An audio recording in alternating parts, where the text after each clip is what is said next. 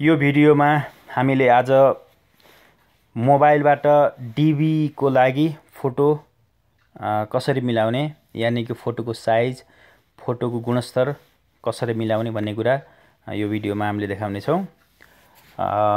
यदि तपाईले मोबाइलबाट डीबी भर्दै हुनुहुन्छ भने तपाईलाई फोटो कसरी बनाउने, फोटोको साइज, गुणस्तर कसरी मिलाउने भन्ने कुरा चिन्ता लागेको हुन सक्छ, त्यसको आइडिया नभएको हुन सक्छ। यो भिडियोले तपाईलाई त्यो फोटो मिलाउनको लागि पक्कै पनि मद्दत गर्नेछ। र सबैभन्दा पहिला तपाईले एप्लिकेसन डाउनलोड गर्नुपर्छ। त्यसको लागि एप्लिकेसन डाउनलोड गर्नको लागि प्ले स्टोरमा जानुस्। यो मेरो एन्ड्रोइड फोन हो। प्ले स्टोरमा जानुस्। प्ले स्टोरमा गइसकेपछि माथि तपाईले फोटो साइज भनेर टाइप गर्नुस्। PHOTO फोटो साइज यदि टाइप गरेपछि तपाईको एप्लिकेसनहरु आउँछ। र मैले दोस्रोमा भएको application photo and picture resizer भन्ने छ। त्यो मैले पहिला प्रयोग गरेको छु र मलाई राम्रो लाग्यो। त्यो प्रयोग गर्नुस्। मैले त्यो डाउनलोड गर्दै छु। त्यसको साइज पनि सानो छ एप्लिकेसनको, सो चाँडै डाउनलोड हुन्छ। तपाईको धेरै डाटा पनि खाँदैन।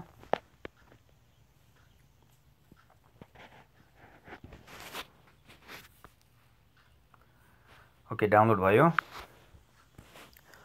अब सानो एप्लिकेसन हो। यसमा मैले माथिका दुईटा अप्सन मात्र हेर्नुस् भन्छु।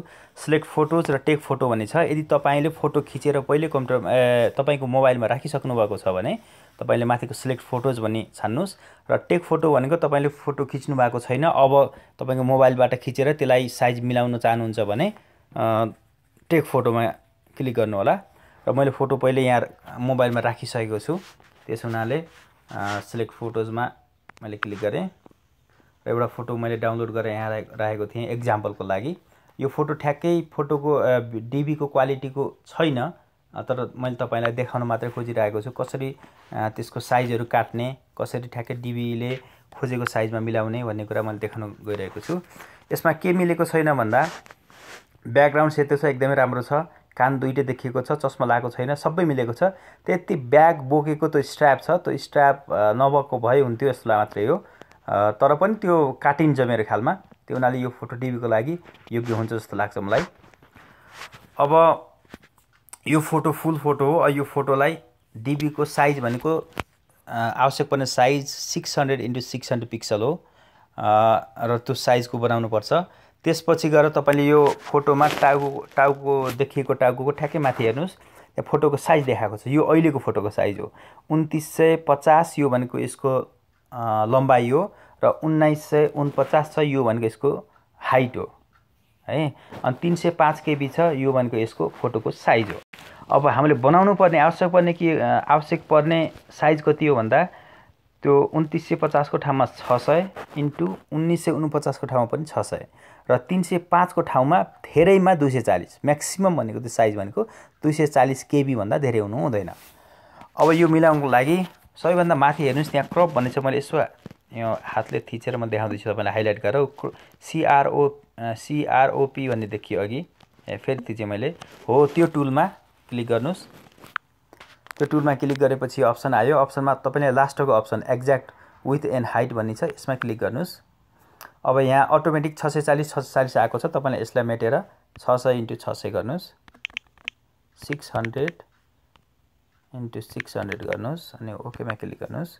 गरेपछि यो जुन बक्स आयो नि, यो सेतो रातो धर्काले यो बक्स आयो, यो बक्स भनेको 600 × 600 पिक्सल हो। तर अब हेर्नुस्, यो बक्स यतिकैमा काट्नु भयो भने के हुन्छ भन्दा तपाईको ब्यागहरु यो अनुहारको भाग ठ्याक्कै तपाईको तपाईले गुगलमा सर्च गरेर हेर्नु भयो भने अनुहार घाँटीदेखि माथिको भाग भनेको धेरै देखिएको हुनुपर्छ। मैले ठ्याक्कै कति % भन्ने त मैले भुले, तर धेरै हुनुपर्छ। यो भनेको अब यतिकै काट्नु भयो भने साइज त 600 × 600 होला, तर तपाईको त्यो क्वालिटी उले खोजेको क्वालिटी मिल्दैन। त्यसको लागि के गर्नुस् भन्दा अलि तपाईको टाउकोको भाग बढी पार्नको लागि हो, यो रातो धर्को छ त्यहाँ तपाई हात लैजानुस्, त्यहाँ क्लिक गर्नुस्। यसले आफै उ देखाउँछ भन्नुस् है।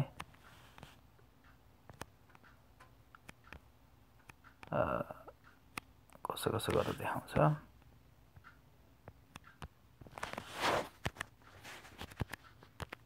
हो हेर्नुहोस् है, हो यसरी घटाउनुहोस्। यो 600x600 पिक्सल घटेको होइन कि तपाईँको मोर फोकस भनेको जुम गरेको है। अब यति गर्दा पनि अलि भएन, अझै तपाईँले घटाउनु पर्छ जस्तो लाग्छ मलाई है, अझै नजिक ल्याउनुपर्छ।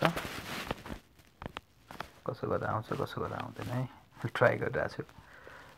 सायद यो बेटर होला, यतिको बेटर हुनसक्छ। अझै थोरै मात्रै घटाउँ है, साइज रिड्युस गरौँ। यो पर्फेक्ट हो। अब यसलाई अब यति भइसकेपछि अब यो तपाईँको सायद मेरो ख्यालमा यो डिबीको लागि ब्याकग्राउन्ड पनि मिलेको छ। तपाईँको हातको त्यो सानो घाँटीमाथिको जुन झोलाको ब्यागको देखियो त्यसले फरक नपर्ला, तर पनि तपाईँहरूले अब तपाईँले त ब्याग बोकेर फोटो खिच्नुहुन्न, त्यो हुनाले सिम्पल कपडा लगाएको र टाउकोको भाग, अहिले यो टाउकोको भाग चस्मा लगाएको छैन, कान प्रष्ट देखिएको छ, ब्याकग्राउन्ड सेतो छ अनि क्लियर छ। सायद यो भनेको डिबीको लागि राम्रो क्वालिटी छ। र यति भइसक्यो, तपाईँले साइज मिलाइसकेपछि मैले साइज कसरी अघि मिलाएँ, सानो ठुलो कसरी गराएँ भन्दा यो रातो भागमा तपाईँले हातले थिच्नुहोस्। हातले थिचेपछि त्यो अहिले आएको थियो रिसाइज भन्ने आएको थियो, त्यो हो यसरी आउँछ। यो थिच्दाखेरि यो रातो भागमा थिच्दा यसरी बढाउन घटाउन सक्नुहुन्छ। हेर्नुहोस् है, त्यसो हुनाले मैले यसमा गरेँ। अब यसलाई फेरि यसरी बिचमा क्लिक गरी यताउता सार्न पनि सक्नुहुन्छ, कहाँनिर राख्ने। पर्फेक्ट भयो। अब मैले तलपट्टि सेभ र डिस्कार्ड भन्ने छ, मैले सेभमा क्लिक गरेँ, सेभमा क्लिक गर्छु, तपाईँको फोटो रेडी भयो। यो फोटो अब रेडी छ, डिबी यो तल फाइलको नाम दिएछ र माथि साइज हेर्नुहोस्, टाउको ठ्याक्कै माथि साइज हेर्नुहोस्। अघि 2900 थियो, अहिले 600x600 र यो पिक्सल 600x600 पिक्सल देखियो साइज।